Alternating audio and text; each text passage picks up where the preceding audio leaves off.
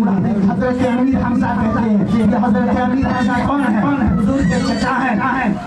جب آپ نے فرمایا کہ اپنی تلوار کو میان میں رکھو، عمر جب قریب گئے تو حضور نے فرمایا عمر کیوں آئے ہو؟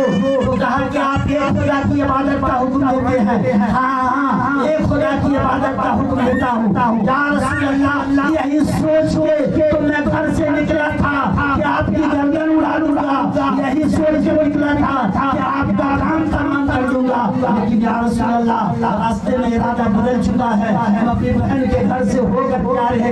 یا رسول اللہ اب آپ کو ہم ماریں گے نہیں بلکہ آپ کے ہم مرنے کے لیے آئے ہیں۔ یا رسول اللہ ہمیں کلمہ پڑھا کر کے مسلمان کر دیا جائے۔ حضور نے حضرت عمر کو کلمہ پڑھایا، حضرت عمر مسلمان ہو گئے۔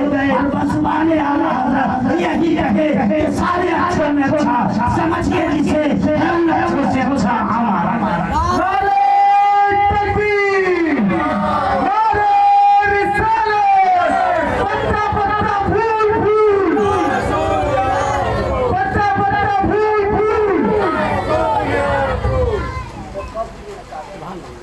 تو حضور کیوں آئے تھے؟ ایک خدا کی عبادت کی جائے، ایک خدا کی عبادت۔ دنیا نے کہا کہ ہم کیسے مان لیں آپ کون؟ یہ بات کہنے والے کا آپ کون ہیں؟ ایک خدا کی ہم عبادت کریں، آپ کو کیسے پتا چلا کہ وہ خدا ہے، وہ ایک ہے؟ کیسے پتا چلا؟ ہم کیسے مان لیں کہ وہ خدا ہے؟ تو کہا محمد رسول اللہ، میں اللہ کا رسول ہوں، میں اللہ کا رسول ہوں۔ عیسیٰ آئے میسج دیے چلے گئے، موسیٰ آئے میسج دیے چلے گئے، آدم آئے میسج دیے چلے گئے، حضرت نوح آئے میسج دیے چلے گئے، حضرت لوط آئے میسج دیے چلے گئے۔ یہ جتنے لوگ آ کر کے گئے ہیں میرے بارے میں سب نے بتایا ہے کہ میں آنے والا ہوں، اب میں آ گیا ہوں، اب میرے بعد کوئی نہیں آئے گا، میں اللہ کا رسول ہوں۔ آپ اللہ کے رسول ہیں تو ذرا یہ تو بتائیے، آپ اللہ کے رسول ہیں تو ذرا یہ تو بتائیے آپ کہیں اور ہم آپ کی بات کیسے مان لیں؟ تو کہا کہ کیسے مانو گے بتاؤ؟ کہا کہ ہم اس طرح مانیں گے کہ وہ جو آسمان کا جو سورج ہے آپ اس کو آپ پورا ہوا ہے، آپ اس کو بتا دیجئے، یہ جو چاند ہے وہ ٹکڑے کر دیجئے، ہم مان لیں گے جو اللہ کے نبی ہوتا ہے اتنا پاور ہوتا ہے، اتنا اختیار ہوتا ہے۔ تو پیارے مصطفیٰ نے ڈوبے ہوئے سورج کو پلٹایا ہے، پیارے مصطفیٰ نے چاند کو ٹکڑا کیا ہے، مجھے ہلایا۔ آپ کو رسول مانیں گے لیکن بتائیے میری مٹھی میں کیا ہے؟ کہا مان لو گے؟ کہا مان لیں گے۔ حضور نے کہا میں بتاؤں تمہاری مٹھی میں کیا ہے؟ جو تمہاری مٹھی میں وہ بتائے کہ میں کیا ہوں۔ پیارے مصطفیٰ نے حکم دیا ہے تو حضور کو بولنے کی ضرورت نہیں پڑی کہ تمہاری مٹھی میں کنکری ہے، بلکہ مٹھی کی کنکری کہہ رہی ہے کہ باہر سوال کرنے والا اور جواب دینے والا میں دونوں کو جانتی ہوں۔ ابھی جہل سن جس سے سوال کر رہا ہے وہ یہاں انسان نہیں بلکہ لا الہ الا اللہ محمد رسول اللہ۔ تو حضور سے امتحان لیا گیا، حضور امتحان میں کامیاب ہوتے گئے۔ جس کی قسمت میں کفر لکھا ہوا نہیں تھا وہ لوگ اسلام کے دامن سے وابستہ ہوتے چلے گئے، اور جس کی قسمت میں کفر لکھا ہوا تھا مرتے مرتے وہ بگڑ گئے، لیکن حق کی بات نہیں آئی۔ میسج کیا دیا ہمیں؟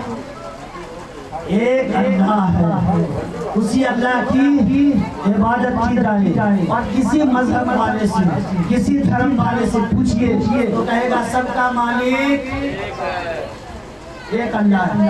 اب کیا فرق ہوگا ایک والے مانے ایک والے؟ دیکھیے مرنے کے بعد جب ہم لوگ جائیں گے نا، مرنے کے بعد کیا سوال ہوتا ہے؟ 3 سوال۔ کتنا سوال ہوتا ہے؟ ہم مسلمانوں نے کیا لکھا ہوا ہماری کتاب میں؟ 3 سوال۔ من ربک، تمہارا رب کون ہے؟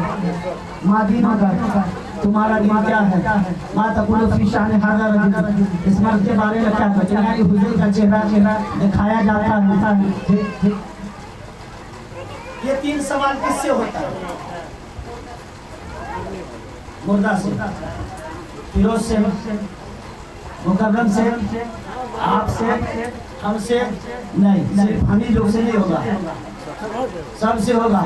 جو ناستک ہے، جس کا کوئی دھرم نہیں ہے، جس کا کوئی مذہب نہیں ہے، اس سے پوچھا جائے گا من ربو کا، تمہارا رب کون ہے؟ ما دینوں کا، تمہارا دین کیا ہے؟